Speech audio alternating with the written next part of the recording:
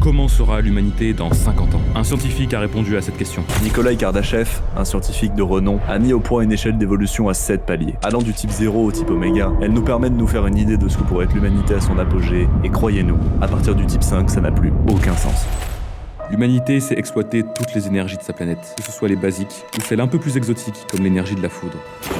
Un seul éclair moyen transporte entre 1 et 5 milliards de joules, ce qui peut alimenter 56 maisons pour une seule journée. Moins connue mais encore plus puissante, on peut également théoriquement capturer l'énergie sismique libérée par les séismes. Si on prend l'énergie libérée annuellement par les séismes de magnitude 5 ou plus, ça fait environ 4,5 fois 10 puissance 17 joules, soit de quoi alimenter environ 28 millions de maisons sur l'année. C'est 90% de la France. D'ailleurs, il est même probable qu'une civilisation de type 1 soit capable de contrôler la météo, arrêter des catastrophes naturelles, réanimer des océans perdus à cause du réchauffement climatique et même enlever les effets irréversibles causés par celui-ci.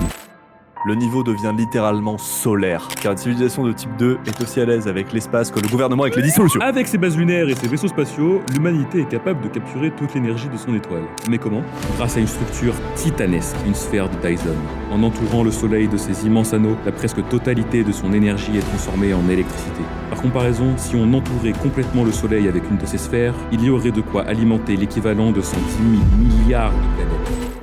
Les humains se sentent à l'étroit dans le système solaire, alors ils en sortent carrément pour aller s'étendre dans toute la galaxie avec des milliards d'autres étoiles à explorer. L'humanité est même capable de tirer l'énergie des trous noirs, et les voyages à travers la galaxie grâce aux trous de verre deviennent aussi simples que de prendre l'avion ou que de liker et de s'abonner. Après avoir siphonné la Terre, le système solaire et la Voie lactée en entier, il est temps pour l'humanité d'aller ruiner d'autres galaxies. En gros, on devient un peu la même civilisation que celle de Star Citizen ou de Star Wars, mais sans les sabres laser. Le voyage intergalactique devient banal, on peut se réveiller dans la galaxie d'Andromède et se coucher le soir même dans la Voie lactée. Après des milliards d'années, l'humanité a enfin réussi à échapper à son propre univers. Jusqu'alors une théorie, le multivers éprouvé est découvert. En très peu de temps, l'humanité trouve un moyen de voyager entre les univers, et part alors à la conquête des infinies galaxies qu'il propose.